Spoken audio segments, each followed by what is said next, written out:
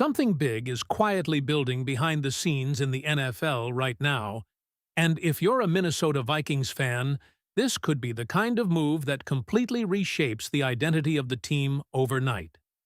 Because what started as routine contract talks between the New York Giants and their defensive cornerstone has now escalated into something far more serious and far more dangerous for the rest of the league. So come with me and I'll tell you everything. Be sure to click the like button and write in the comments, SKOL Vikings. According to multiple reports, including insights tied to Ian Rapoport, negotiations between the Giants and star defensive tackle Dexter Lawrence have not just stalled, they've completely broken down. And when insiders say broken off, that's not a minor disagreement. That's the kind of language that signals a franchise preparing for a major shift. And here's where it gets real for Minnesota.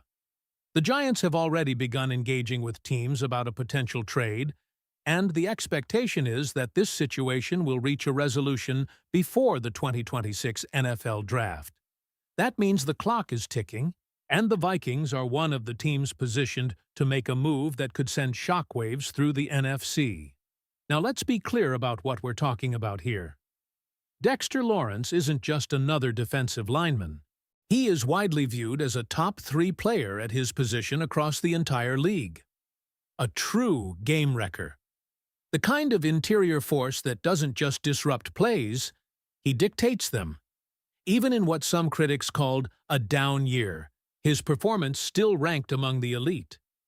He finished with a top 10 pass rush grade among defensive tackles, despite battling injuries. And at 28 years old, he's not declining. He's entering the absolute peak of his career. So what would it take? The early framework being discussed suggests a deal centered around the Vikings' first-round pick, number 18, and an additional asset, possibly pick 97. That's a significant price. But when you're talking about acquiring a blue-chip talent like Lawrence, that's the cost of doing business. And here's the reality Vikings fans need to confront. Whoever you draft at 18, you're hoping they become 70–80% of what Dexter Lawrence already is today. That's the gamble. There's also precedent. A recent trade involving Quinnen Williams reportedly commanded a first-round and second-round pick. And many around the league believe Lawrence could fetch at least that, if not more. So this isn't a bargain hunt. This is a franchise-defining decision. But let's talk football fit, because that's where things get really interesting. Under defensive coordinator Brian Flores, the Vikings have built an aggressive, blitz-heavy system. Last season, the defense thrived, but it relied heavily on pressure schemes, blitzing at one of the highest rates in the league. And Flores has made it clear, the goal is to generate pressure with 4. That's exactly what Dexter Lawrence brings. He doesn't just occupy blockers, he demands double teams. He collapses the pocket from the inside. He changes protection schemes. And when you add that kind of presence to a front that already includes names like Dallas Turner and Jonathan Greenard, you're no longer talking about a good defense. You're talking about a dominant one. There's also a measurable impact when he's on the field versus off it. The Giants' defense dramatically improves with him playing, jumping into top-tier territory. Without him, they fall off significantly. That's not coincidence, that's influence. But of course, there's a catch. Money. Any team trading for Lawrence isn't just giving up draft capital, they're inheriting a contract situation that will demand a massive extension. Estimates suggest he could be looking at $27–28 million per year, putting him among the highest-paid players at his position. The Vikings could make it work financially, but it would require restructuring deals, pushing money into future years, and committing fully to the idea that this is a win-now move. And that's really what this comes down to. Do the Vikings believe they are one elite defensive piece away from competing for a Super Bowl? Because if the answer is yes, You make this trade. No hesitation. But if there's doubt, if the front office believes the roster still needs development through the draft, then giving up pick 18 becomes a much harder pill to swallow. This is the kind of moment that defines a franchise's direction. Aggressive contender or patient builder. And right now, Minnesota is standing at that crossroads. So let me ask you directly, Vikings fans, would you make this move? Would you trade pick 18 and 97 for Dexter Lawrence? Drop your take in the comments. A for accept, D for decline. And here's where things start to get even more strategic. And honestly, a little bit risky if you're the Minnesota Vikings. Because while the possibility of landing Dexter Lawrence is grabbing all the headlines, there's another layer to this story that could quietly define how this franchise approaches the entire 2026 NFL Draft. There's growing internal and league-wide belief that this year's draft doesn't have that elite, can't-miss top-tier talent at the very top. And that changes everything. When executives and scouts start saying the sweet spot of a draft is between picks 30 and 70, that's not just a casual opinion. That's a signal. A signal that value might not be where the Vikings are currently sitting at pick 18. And that brings us to a fascinating idea that's starting to gain traction. Trading back.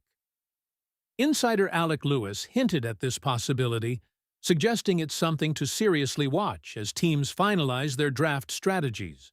And when you really break it down, it makes a lot of sense.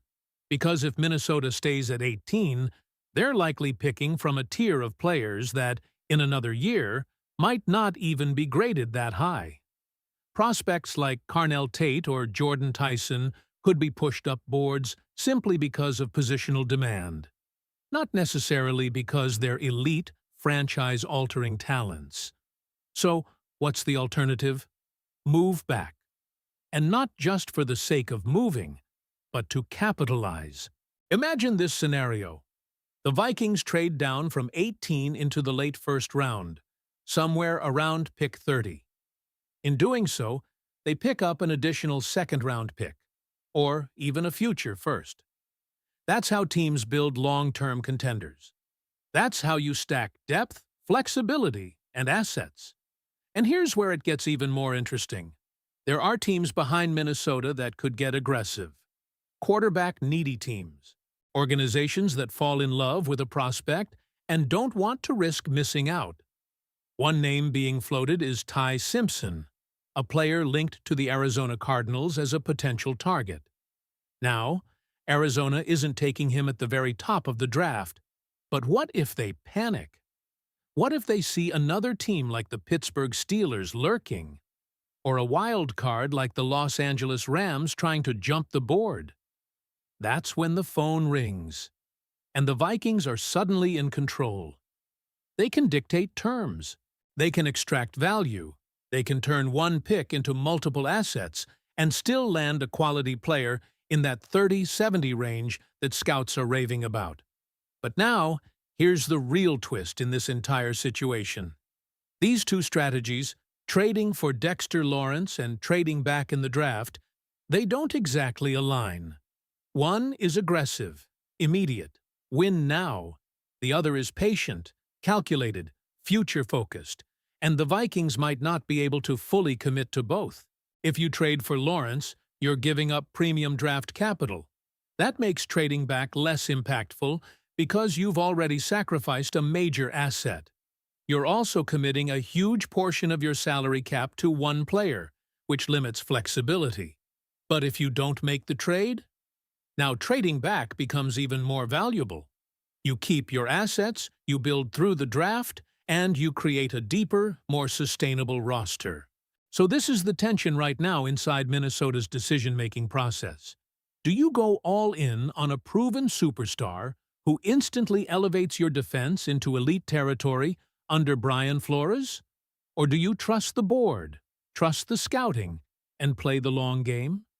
Because make no mistake, both paths have real consequences. One could put you in the NFC Championship conversation immediately.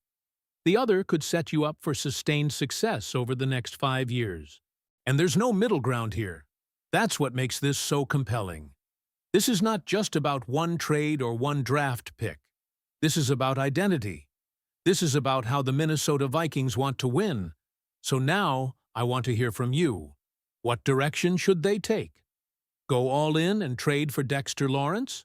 Or stay patient, trade back, and build through the draft? Drop your thoughts below. And if you're riding with one side, explain why. And if you're enjoying this kind of deep breakdown, make sure to like the video and subscribe so you don't miss what's coming next. Go Vikings!